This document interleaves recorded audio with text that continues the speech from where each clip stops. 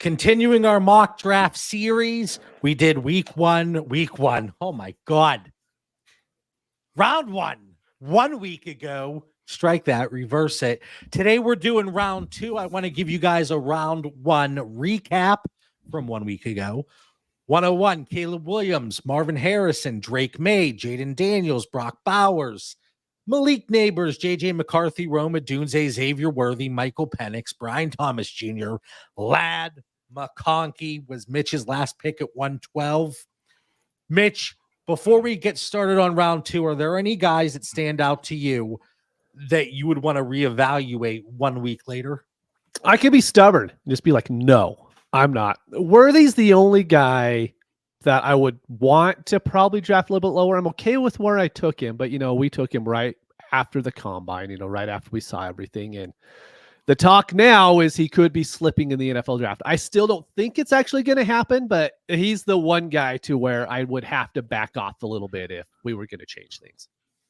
I actually, and again, it's so funny because, right, like nothing has happened. No. Like it's just we're kind of getting kind of reports. Are they really reports? We don't know. How much smoke is in the air. Like this is smoke screen season. And honestly, I cannot wait until next Thursday for the NFL draft. Mitch and I are going to be live Thursday and Friday for 10, 11 hours combined. And then we'll spit out some mini episodes and throw that out on the feed over the course of the next few days to get everybody ready for their rookie drafts.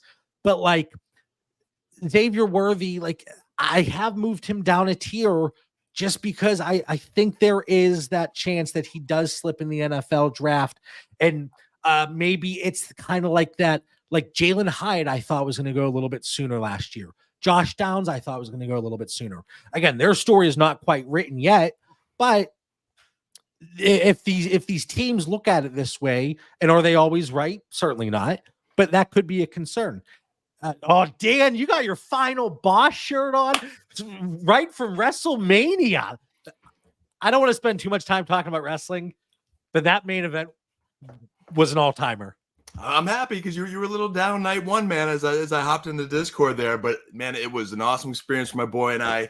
I'm taking all that WrestleMania energy into the show to help our Dynasty listeners win championships. For me to win another mock draft here, hot off that round one pick. So, JB, man, it was awesome, and I'm still on a high. I really am. Yeah, that's great. That's great. Tiffy time, JB. I even got a Tiffy time autograph here somewhere. I'm sure you did. Put that Phillies belt away. My Pirates they won yesterday against my Pirates. They're my Pirates when they have a winning record. If they have a losing record, I don't know who they are. So, Dan, are you still good with Michael Penix at 110? Buddy, I think that's the hot pick of round one there. And you were very kind, the last episode when Mitch was living the high life to give me some props on that pick. I do believe he's going in the first round. Unfortunately here in Pennsylvania on DraftKings, I can't make that wager to pick him to go in the first round because I would. I really like the kid, man. I really do. I liked how he looked in that bowl game going back to then. I think he had a tough O-line situation. I know there were some earlier injury concerns in his career, but I'm not worried about that. I'm really not. I'm all in on him. So I was quarterback crazy in round one, and it fell to me that way. All right. Well, without further ado, and I didn't pick him, but Xavier Worthy, Mitch, that also would have been my guy. That of course you wouldn't have picked one of yours. That makes sense. You call out both of ours, and you're like, no, my picks were all great. I mean, but. There was a good chance I would have picked Worthy. I mean, I got a Dunze at 108. What do you guys want from me? Like I told you, that was the steal. And then I got Brian Thomas Jr. at 111. I know some people are down on him, but man, like loving that mock, loving that first round. I think Thomas felt you nicely there, JB. That was solid. And I think that was one where, I mean, again, who knows? Xavier Worthy was a little rich for me, Mitch. He could be good. It's just the size thing that kind of curtails me, and such a deep draft. Like, I think you look at a Brian Thomas, and he's got that prototypical body, and I definitely hop on him. And then Ladd McConkey, that was the other one at 12. Might have been a little rich for me. He's a Georgia guy, so I love him, and I think he's going to be good. but I still have that nagging back thing in my mind. And with some of this talent that's on this board here in the second round, boys, that we're about to pick, I'm salivating a little bit. I'll give you guys the first round, but I guarantee you both are going to completely mess up the second round. John was going to be talking about this, I don't know, whatever, and Dan's be talking about, actually watching tape, and I'm just going to pick games and going to win. So it's going to be fair. Listen, Dan, I know the second round is enticing as we stand here today, but on the pivot point on the Dynasty Theory Patreon the last 2 weeks, Mitch and I have done a redraft of the 2021 and 2022 rookie drafts. And next weekend, leading up to the 24 NFL draft, we're going to look at 2023. And as time goes on, that second round gets horrible. uglier and uglier. Okay. So there's a lot of hope right now. I'm loving all these leagues that I have. I'm loaded up on second round draft picks, but let's see how it plays out. So Dan, without further ado, timeout already. We got to have some further ado. I just love that you share that, JB, like that exercise that you and Mitch are going through. Like that's taking our 4 years of draft data as we started this in 21, 22, 23.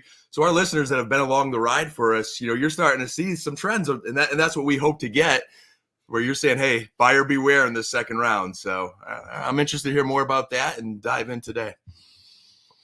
All right. Well, Dan, you have, there we go. Dan, you have the 201.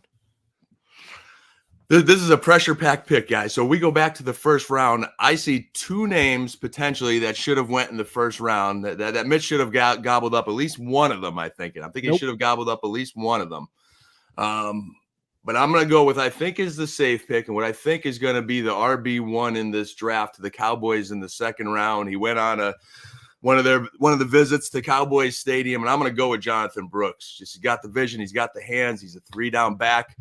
The Cowboys team doctor knows his team doctor, so they got the good report. So if they don't take him, that means either some other running back is better than him or someone picks someone higher. But I like Jonathan Brooks here to start the second round. I have no.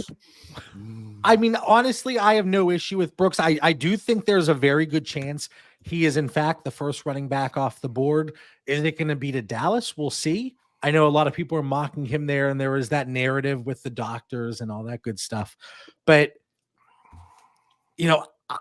if he's dropping for people, and Mitch, you said nope when that pick was made.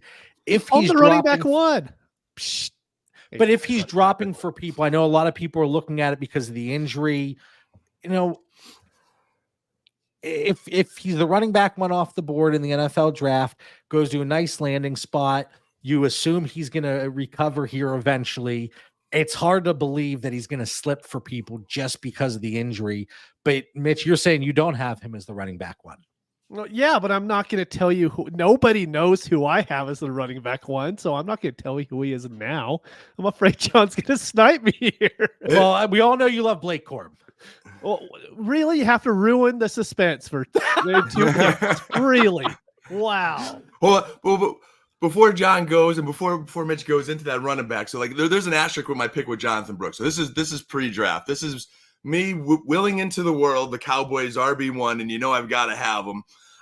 But there are a few running backs that if they do go higher than Brooks, I'm going to pivot come post NFL draft. And there's also one wide receiver on the board here that if I wasn't chasing the Cowboys running back, or if I'm not chasing a running back, it's probably the smartest pick to start the first round. So yep. I think it's good to have a little context with why I'm taking that first pick. Right now, it's a roll on the dice that he's the RB1 and that he's going to Dallas. But John might easily just, celebrate the day with his pick coming up here. Yeah, we'll stick with a running back here, and it's going to be initially my running back one, but I have these two guys tiered together with Jonathan Brooks and my guy, Trey Benson. I know a lot of people are saying that they don't see the 3-down skill set with him. He gave enough in the passing game in college. You look at his reception market share, his receiving yard market share, college dominator. Like he gave enough in that category. And with the context of that team, and especially as the season progressed, like he was efficient enough, especially compared to the other running backs in the backfield. So for me, Trey Benson, I feel comfortable and confident enough that he's a day 2 back, all right, in the NFL draft. He's going to give you the possibility to give you that 3 down skill set. So for me, at 202, I'll keep the running back train going with Trey Benson. JB, this is getting really juicy right now, and I got my draft day, my Cowboys draft day hat already. It came in the mail, so I'm all ready to go. Okay, but now if Mitch truly believes that his running back 1 is better than ours, JB, because I could easily flip a coin and flip to Benson over Brooks very easily, but I am not flipping to whoever number 3 is. But if Mitch has conviction coming up here, he will pass the best available guy on the board to take his running back. I'm very intrigued right now. No, we are doing a mock draft. I know you two. So Dan Dan is trying to trap Mitch right here. Yes, I know what's going to happen. I'm actually going to take the wide receiver that is going to go in the first round of the NFL draft this year in A.D. Mitchell. He just missed. Good. You know, while I would love to take the running back here, as of right now, if we're doing a draft today, and I don't have to hope someone lands on a certain team in order for their stock to be good, I'm just going to take the best wide receiver on the board right now. Mitch may have landed the best second round pick in 4 years of mock drafting here, JB, because you and I went running back. Just that we may regret it. I would like to veto that, challenge that. If I have my gentlemen, you forget that I took Amon-Ra St. Brown at 208 back in the day. That was a gift. That, in fact, was the NFL greatest second round pick in history of Dynasty Theory. John Bauer has won that challenge. First down. But then he lost it immediately afterwards. Let me ask a question.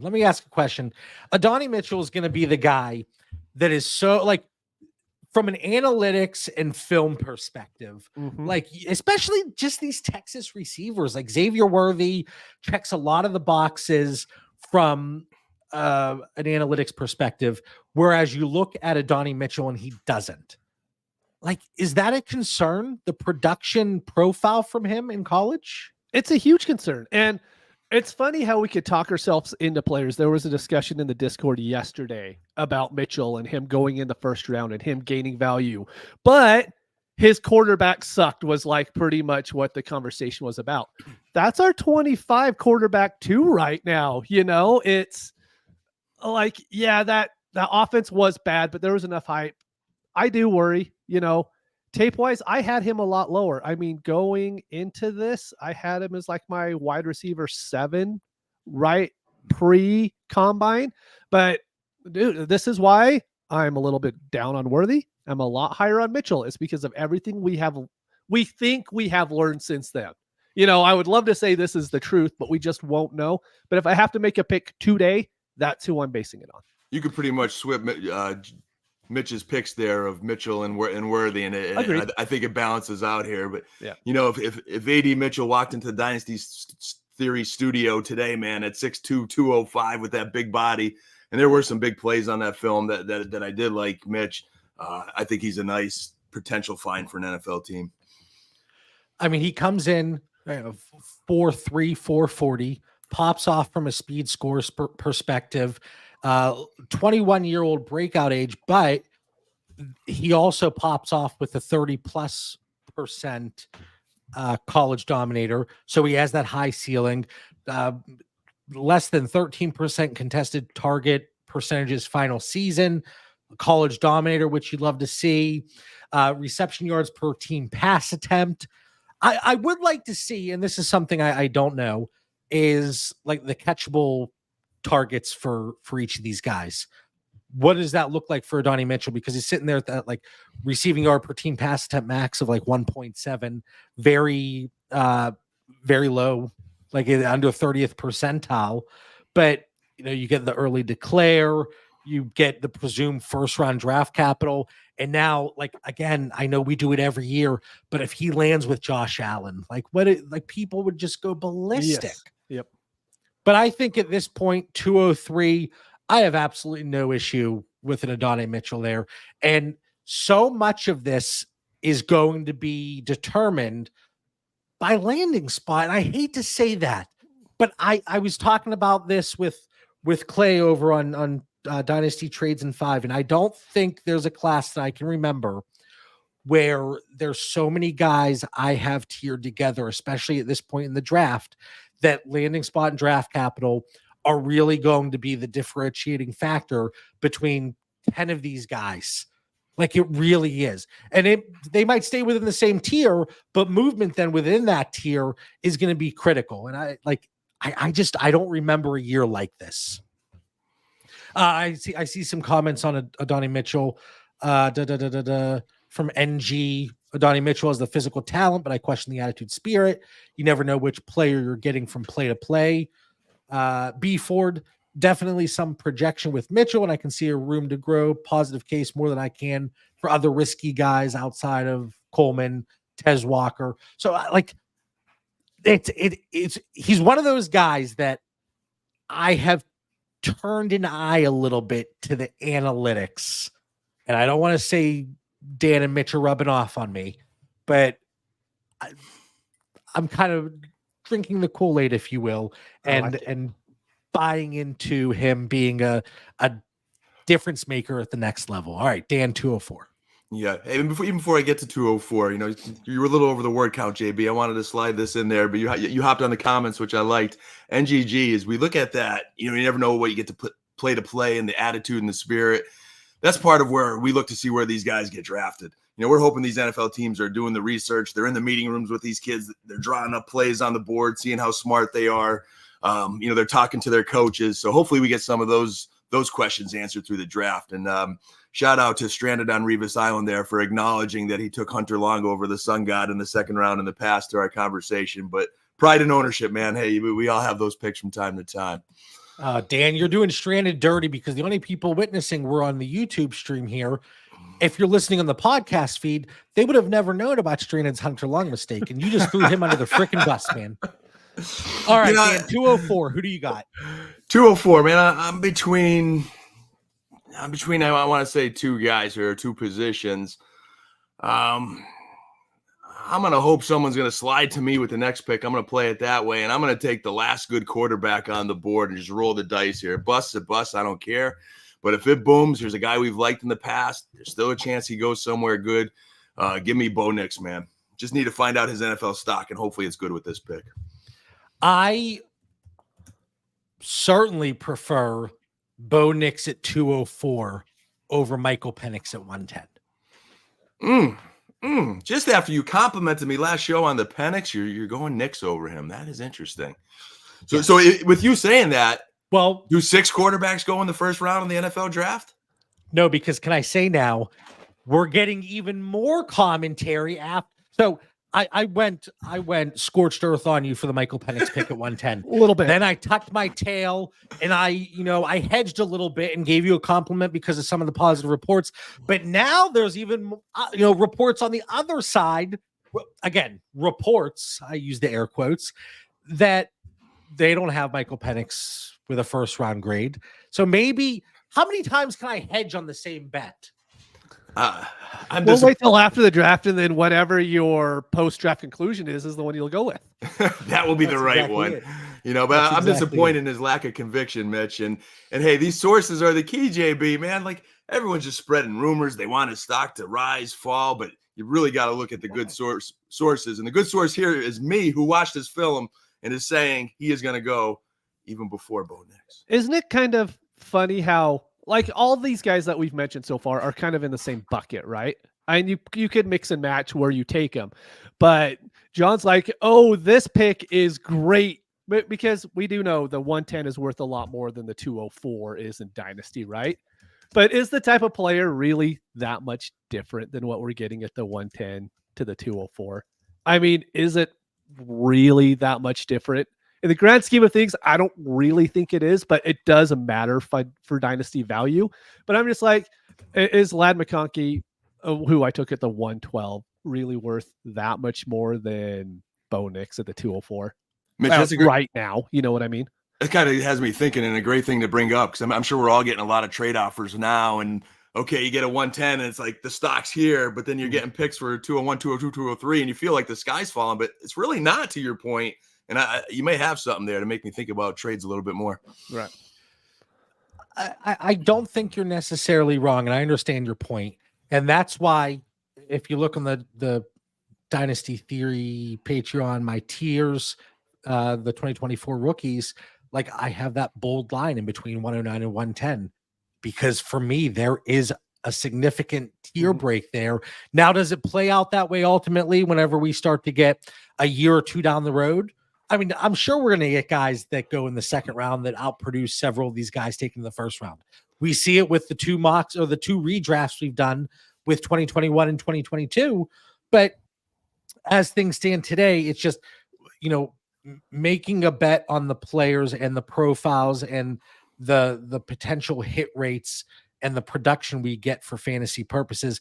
I feel far more confident in the guys I'm taking at 108 and 109 than I am at 110 and later. JB, so like you bring up the cliff that I think everybody talks about in trade negotiations. It was 108 for the longest time, and then it's 109. So if it is 109, again, the cliff's there. So now we get this new tier break at 110. And to Mitch's point, it seems to be going up to around 204. So depending on who you're looking to trade value-wise, whether you get 110 or 204 in that range, you're getting a pretty good pick. Yeah, I mean, the case can be made that, and we talked about this on previous episodes, where if I have the 110, 111, 112, maybe I trade back and try to get just at 203 and 204. Because when you see those trades come through, like Dan said, there is that psychological aspect. Oh, I'm getting offered the 112. Great. Oh, I'm getting offered the 201. I don't know about that. Exactly. Like the difference, right? You see that one and that two, and there is a difference from a psychological perspective. All right. So we got Brooks, we got Benson, we got Mitchell, we got Nix at 205. 205. I'm trying to see here if I have anybody in one of my tiers above still available. I do not.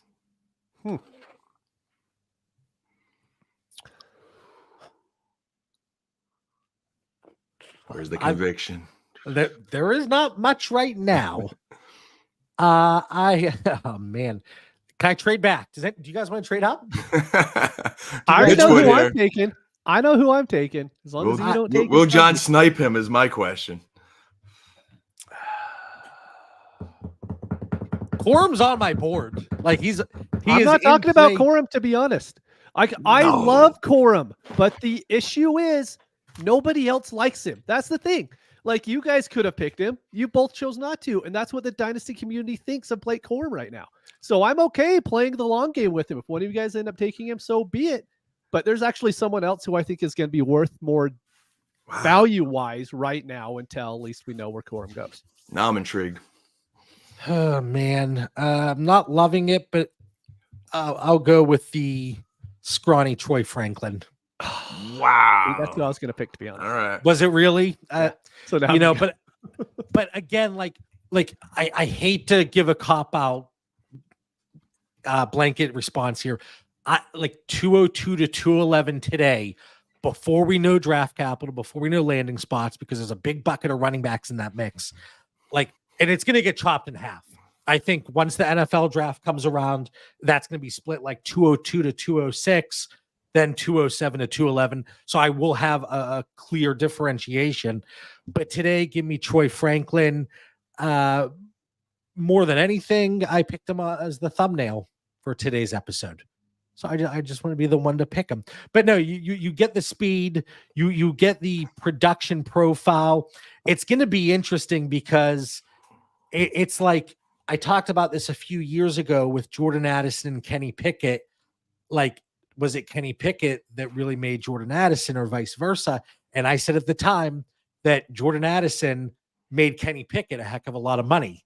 And that kind of played out. So it's going to be interesting to see when it comes to Troy Franklin and Bo Nix, how that plays out. But a lot of people, they're iffy on that BMI. He's like he's a 1 percentile kind of guy, but we do get the early declare. The reception market share a little bit lower, but the receiving yard market share hits that top bucket for me. So he's definitely right around that 31% receiving yards per team pass attempt, big play potential, creates separation, broke out at the age of 19, eclipsed 30% at 20, 4.41 speed. But again, you look at speed score, it's going to be lacking because of that tiny frame of his. But I'll go Troy Franklin.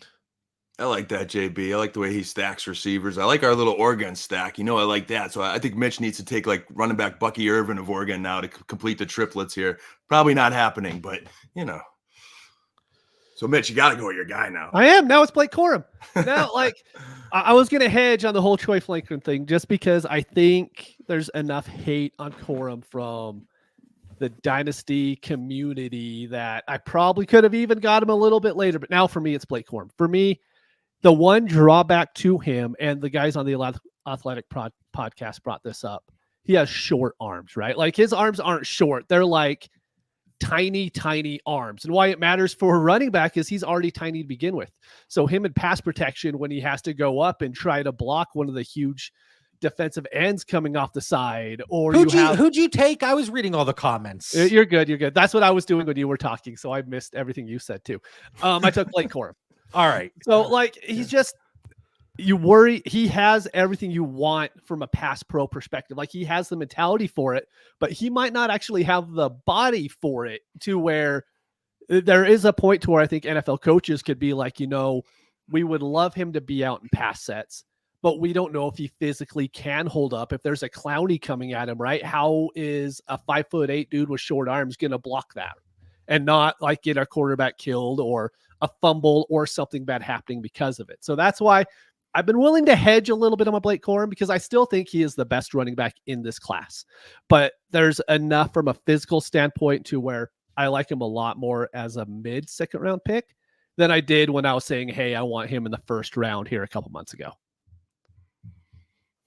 I like that. You stood by your guy there, Mitch. It's those worries I have too. I watched this film last year. I wasn't really all in, but I think he did the right thing by staying another year. And I mean, the kid's a warrior. He's hard not to like and root for, and hopefully he could find a good role. But with you taking him, that's going to lead me to the other running back that I will take at this pick, and another guy that does have some warts. So there's definitely a risk here. But I just love Lloyd, man, out of USC. I love him too. Yep. I think he's a beast. He's got some bursts. He's 4.46 40, a little bit older, 23. JB may hate on him a little bit, but he had a good Senior Bowl, and I just think NFL, some team's gonna love him enough to give him a good opportunity, and I'm gonna roll with that. You mentioned the age, and there's going to be an asterisk next to these guys that, playing through the COVID season. And now with the NIL money, like kids are going to be staying if they're making money, they're having fun, they're still in school.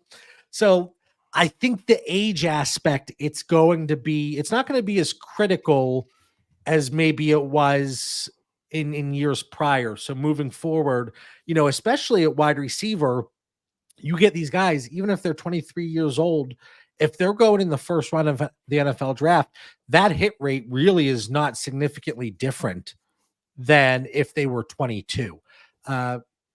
Again, trying to catch up on some of the comments here, but you take Lloyd at 207. I have him in this bucket here.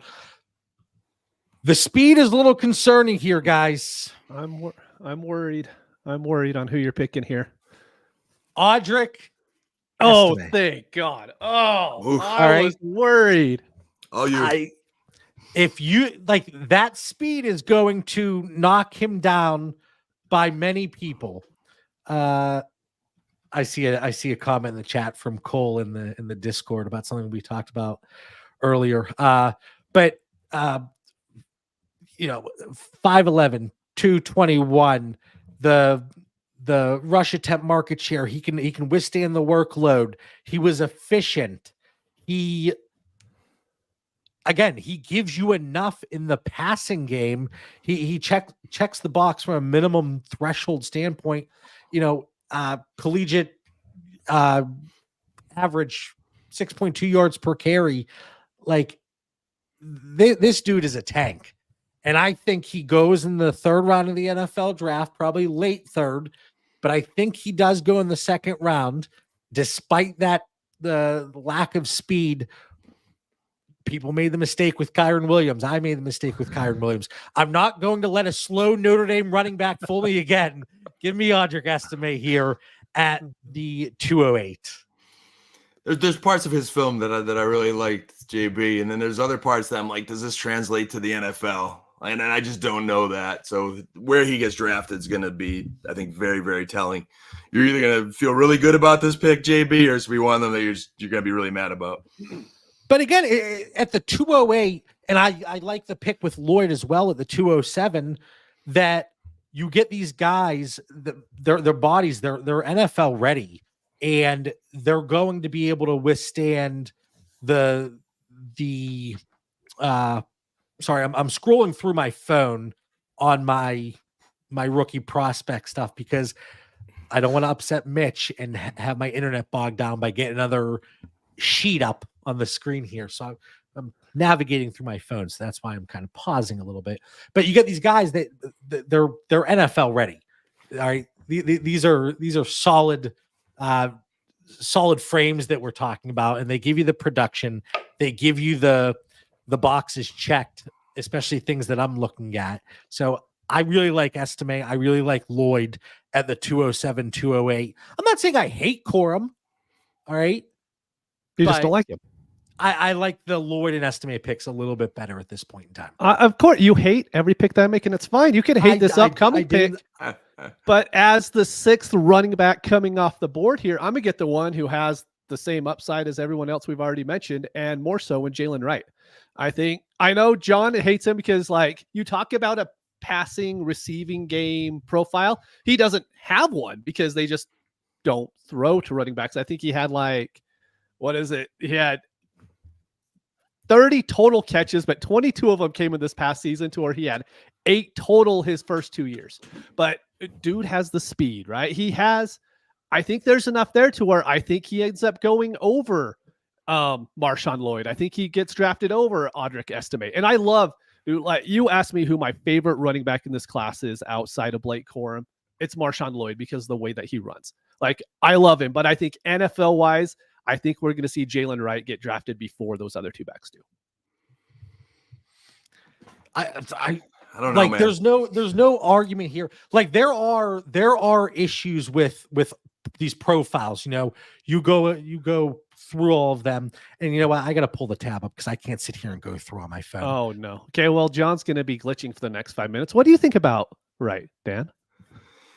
I go back to the Georgia game again, just because you're playing D1 talent, and I always watch those games being a Georgia fan, and like I think he'd easily fall in love with his speed. He ripped off a touchdown like the first series of that game, and holy cow, I was like, who is this cat, man? He's like a rocket. But then he disappeared the whole rest of the game.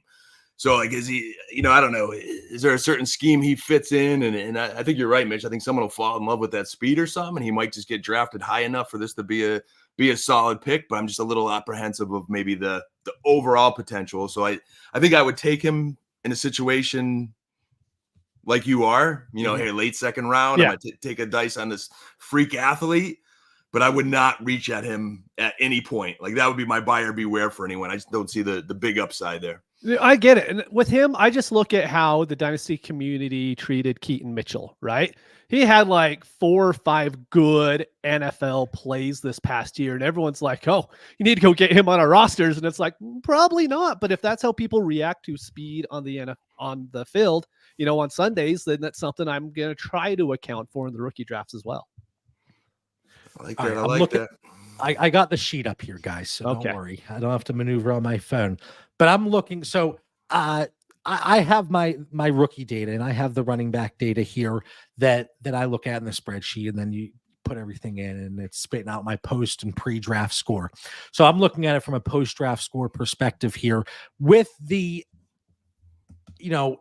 expected, estimated draft capital for these guys. And out of the guys taken, just from that score alone, okay, this is not with any subjectivity, but Trey Benson, Jonathan Brooks, Audric Estime are in the top bucket for me. Again, I would not take Estime with those. That's not what I'm saying. That's not what I'm advocating. But just from a score perspective, and then I have one other guy in there that has not been picked yet, so I'm not going to say it. But then I have in the next bucket Blake Corum, Marshawn Lloyd, and another guy that has not been picked. And then in the following bucket, that's where I have Jalen Wright. I would not have taken him quite yet.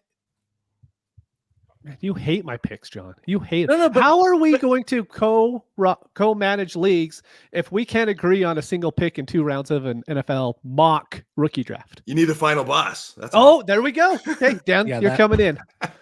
But you look at Jalen Wright, like these guys that even if he would go day 3, like you look at the guys that could potentially pop, and you look at the speed score, like it could be. And this is like a Isaac Orendo where, like, okay, maybe he's this year's Isaiah Pacheco. Draft capital was lacking, but he gives you the speed score, he gives you the pop, and maybe that's something Jalen Wright, 4.38 40, 114 speed score, college dominator receiving 0. It's super low, and of course I have him in red there, but. I talked about the yards per carry, looking at Audric Estime. Jalen Wright's right there. He actually, like, here's the thing with Jalen Wright, his reception market share was not that bad. Like it wasn't great, but it wasn't awful. It kind of checked in the middle box for me, but it was the receiving yard market share and the receiving touchdown market share. He didn't have a receiving touchdown his entire collegiate career. So then you look at the college dominator, and that's weighted based on yards and touchdowns, not the receptions themselves. So he was involved in the passing game, just not in the 2 stats that we look at for the college dominator. The efficiency compared to the rest of the team, it could have been a little bit better. The rush yards per team rush attempt could have been better. We didn't see him having to really withstand that large dude loves the sheets. I mean, you gotta pick up that thread count like we really do. Like it's the sheets, it's all about the thread count. But Mitch is like, what are we doing here, guys? Thread count or word count? Which one? I'm not sure. Both. Yeah, okay. Both. But because I'm going through now that I'm not on my phone, I'm like, okay, I can see my sheets. But like, why didn't he get that much work in college at Tennessee? Like, why? Because that offense is this, like, it's like the college offense that like is good because it works, but it's like going and watching high school games where someone runs this absolute gimmicky thing that doesn't translate to anything else. That's the Tennessee offense. That offense doesn't translate to the NFL at all. Like it just doesn't. It is like bells and whistles galore. And I mean, you could look at it, maybe that like Jalen Hyatt, but was it Cedric Tillman? Oh yeah, I know. Hendon Hooker, like so. Hey, Hooker's gonna be all right. Don't you worry about him. I have his jersey. Leave the Lions alone. See. But this is why, like, I'm 1 tier lower on Jalen Wright. All right, Dan, 210. Did you go? So I'm up. I'm on the clock here. Who are we talking about now? I don't know what we've talked about the last 8 minutes, to be honest with you, but we're on the 210 now. You know, it's just what you said, Mitch. He does not like your picks, and he overanalyzed Jalen Wright and just ignored all of my picks. His pick right before has even more warts, but that's okay. Some good data for our listeners. But I'm going to take us out of the running back bucket here. There is another running back, as you mentioned, JB, I think in the bucket that I'm tempted to take, but I'm going to go a different direction. And that direction, you know, in real life might be wide receiver because there's a bunch of them here that could be juicy. But I'm going to go after that board too, and I'm going to go to tight end, man. May or may not be a reach, but to me, he's the only other tight end that I'm really intrigued by. I think he's a clear number 2. This is a tight end premium mock draft, right? 2.0 JP? 2 PPR. That's who I wanted. So if you're going to get some rookie that's going to give you a shot and you need help at tight end, here's your guy, man. Where'd he go on my board? Jatavian Sanders out of Texas, man. He just got a nice frame, solid hands, a nasty stiff arm. I think he's still going to, grow physically and hopefully become enough of a blocking tight end to get some good volume on the field. I have Jatavian Sanders still in a few Devy leagues, and like he's one we talk about with Xavier Worthy. Like nothing has really changed over the last few weeks, but you see folks in the industry from an NFL perspective in their actual, their mock drafts and how they have these prospects ranked from an NFL perspective. Jatavian Sanders seems to be one that continues to slip. And I have Jatavian Sanders as my tight end too, but in the words of Mitch, it's kind of by default at this point. I mean, it really is. Like you could look at Benson, like you could look at some of these other guys. Cade Stover. Yeah, you could Cade Stover, Jaheim Bell. I know he's kind of popping off for some people. Jared Wiley, I think it's just kind of a different spelling, but Josh Wiley, I just like the last name Wiley. Maybe that's it for me.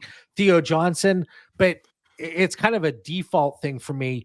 And like, why is Jatavian Sanders? Why does he continue to kind of sour potentially across NFL circles? So whereas I saw him going early to mid second potentially, I think there's a very good chance we could see him slip to late day 2.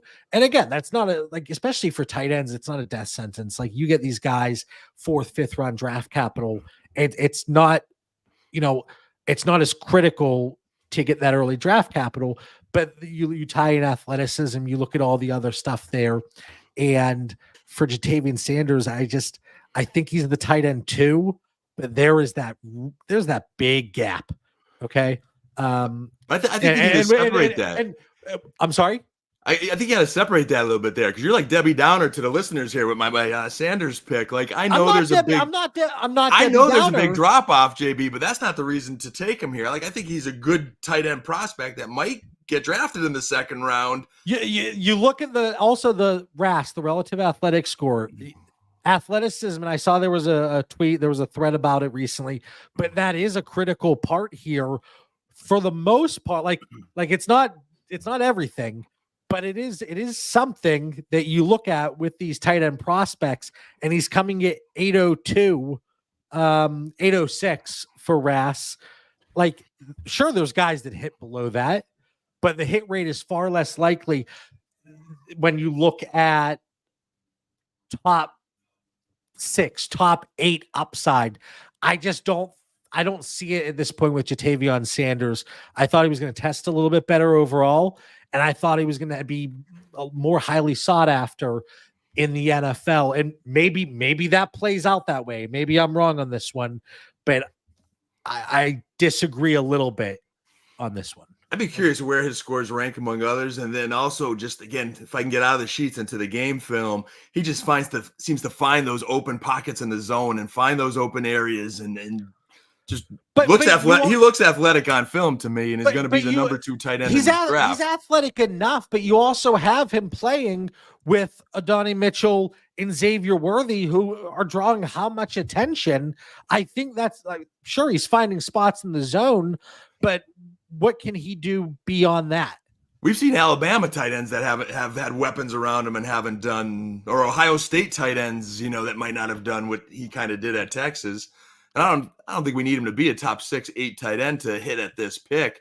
I need him to get in the conversation of relevancy of tight end of, being a stable roster, producer year to year. He could be 12 to 14 and I'm happy. I need John to pick here because I have a take, but I have to wait to see who John's taking here. Hold on. Going back. He just spent 45 more minutes. He's still fired up. Going back to 2003, these are all of the tight ends. Okay. With a RAS, a relative athletic score, that were at Jatavian Sanders 8.06 or lower. And so again, 2003. That's quite some time. Dan was a young buck back at that time. All right. These are the guys that have had top 12 seasons, multiple top 12 The seasons. 2003, I don't know. You're in a different era of passing. Multiple top 12 seasons, okay? Zach Ertz, Delaney Walker, Kyle Rudolph, Mark Andrews, Dalton Schultz, Hunter Henry, Eric Ebron, Zach Miller, Brent Selleck, Julius Thomas, Brandon Pettigrew, Cameron Brate, Jermichael Finley, Jordan Reed. That's pretty good. That's a good group. But that is it to post multiple top 12 seasons. How many tight ends have had multiple top 12 seasons is my question. Well, that's a good answer, and let me get that for you. Oh no, that was more rhetorical than it was No. Now this is the bucket. So hold on. John's in the silk sheets right now, man. These are expensive sheets here. His pants are off. He's having a great time. So let me do some filters here. Oh man, you're speaking my language. Let's look at this is riveting stuff. But I want to talk about here. Let's just look at guys drafted in the first 5 rounds. So I'll even get rid of the UDFAs. So there wasn't even a passing league in 2003. I like maybe a more current 5-year trend or something, you know? Okay.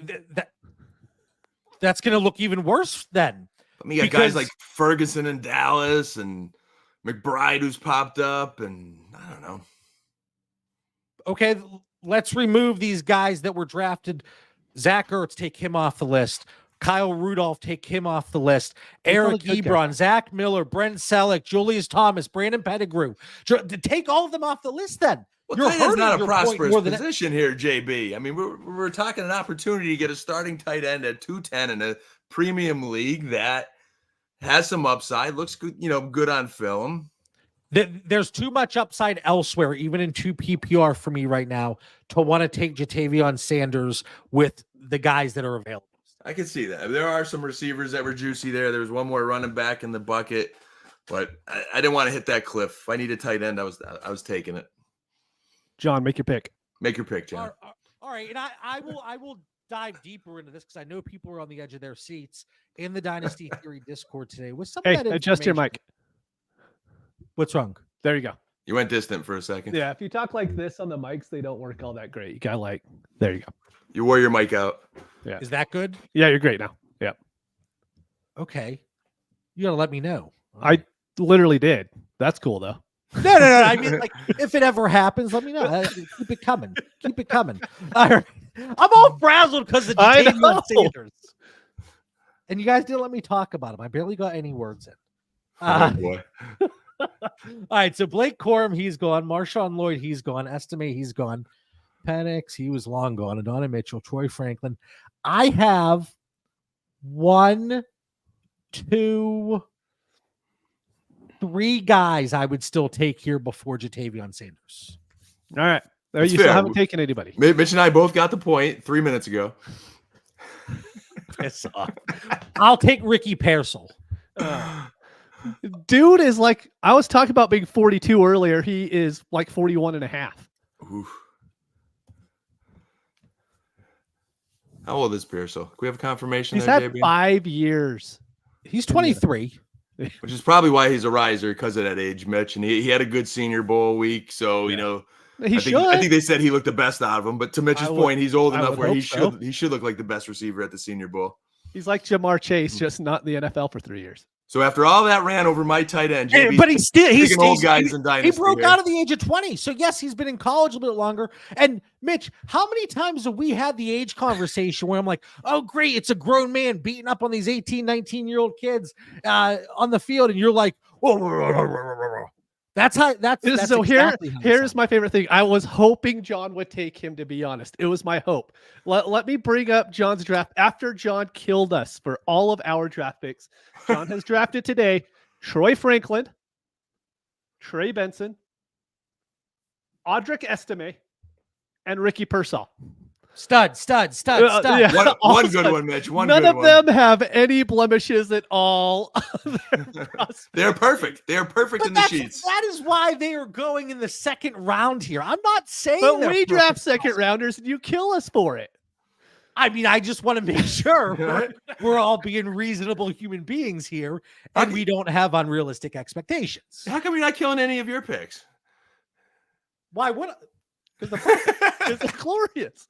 But no, like I completely get the Ricky Pearsall. I didn't realize he was like the 5th-year college guy until I looked him up this morning just to make sure. But I mean, I get it at this point in the draft, and he does seem to be getting that much hype to be going in the mid-second for whatever reason. I'm really interested to see how the NFL views him. If he ends up being the 3rd-round guy, or if he's more of a 5th-round guy. I just want to read some of the names in the chat, whether they're just being asked about or maybe Talk Cole here about the guy believes. I'm going to draft. Well, who are you taking here? Wrap it up. Take us home, Mitch. Take us home. So if I was making the pick, I would go Polk right now. But I think the proper value is still going on Keon Coleman. I know he is. We brought this guy up in the pivot point like David Bell, right? David Bell was that hyped guy for us all pre-draft, and then the NFL didn't like him. That could be what happened with Keon Coleman, where everyone was so high on him back in March. Very different profiles. I know it's profiles, but I'm not talking about how they're actually going to be in the NFL. I'm just talking about their hype as a rookie in March. And maybe we're seeing the same thing to where the dynasty community really liked him and the NFL is, not as high. And so we're kind of equaling that out. But I think right now, Keon Coleman is still, look, man, he's that basketball player who could play football. There is someone who's going to buy into it. And I bet he's a 2nd-round pick in the NFL draft, and you're not going to be getting him at the 212 here in 3 weeks. JB and his sheets like David Bell, Mitch, so take it easy, all right? Oh, my bad. So Keon, you're going home. You're taking us out of the 2nd round with Keon? I think so. Yeah. The one I want is Polk. I think Polk is really, really good, but I mean, you could get him at the end of 3rd in mocks right now. All right. So Dan, who have we left off, or maybe, obviously we can't squeeze them into the top 24, but you think should be on some, no, I don't want to have that conversation because next week we're doing the 3rd and 4th round. I was gonna say you're gonna spoil it. I have one. I think you got to leave those juicy picks. I don't want to have show, don't you? Because I think we all got a few guys that we're probably thinking, they could have, should have went in the 2nd. Yeah, if we weren't doing next week's show, I would say let's get into that. But just a few names to get on people's radar that are in the chat here, not from me. Javon Baker was mentioned, Roman Wilson was mentioned, Jalen Polk was mentioned, Mitch, you mentioned him as well. So guys that we should be getting to next week. And then, man, I still got I'm not going to say names, but I do have I have 2 guys that are in my top 24 that are still available. Mm-hmm. There's one running back, and I'm pretty sure it's the one that Dan was talking about. And he's like, if I was gun to head making a pick, I would probably go him just because his upside could be so high, but he could also be a 6th-round pick. It's kind of tough with him. Same as the running backs we all took in the 2nd round. Yeah. Like that mid-2nd round point there where we had that little Corum Lloyd and JB's Notre Dame boy and Jalen Wright, and like no way all those guys are going to go high. There's no way. Right. Yep. I like how we're having this conversation at this point, not naming the names, and everyone knows who we're talking about, alluding to certain players. But I mean, we'll get to it. Final thoughts.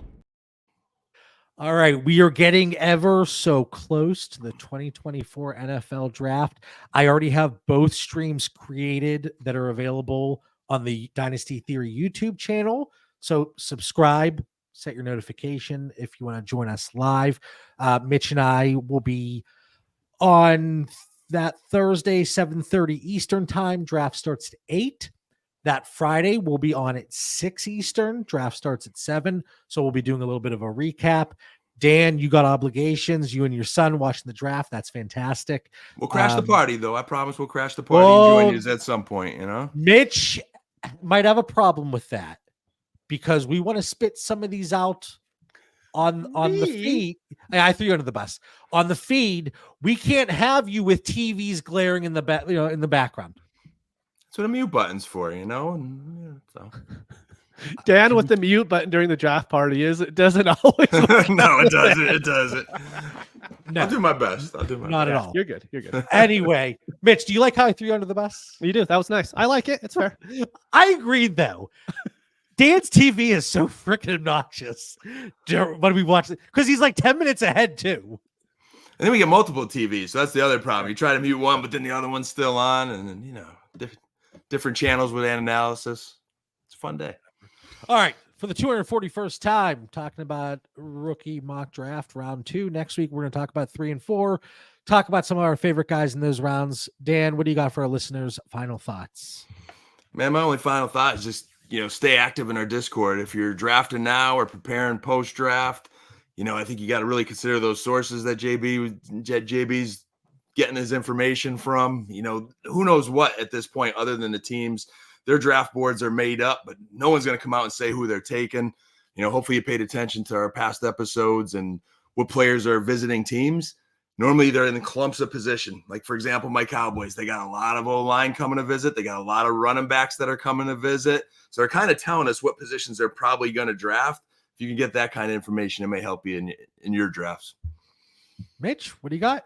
Don't do a startup right now. That's all I'm going to say. I will say don't start one right now. Because the drafts usually take about 3 weeks to finish, right, on normal timers and all that. So there's a very good chance there's going to be someone on the clock during the rookie draft. And the value you could get by just sitting on that clock and waiting for a pick, whether you trade out of that draft slot or you actually make a pick because someone in the NFL, an NFL team drafts that player.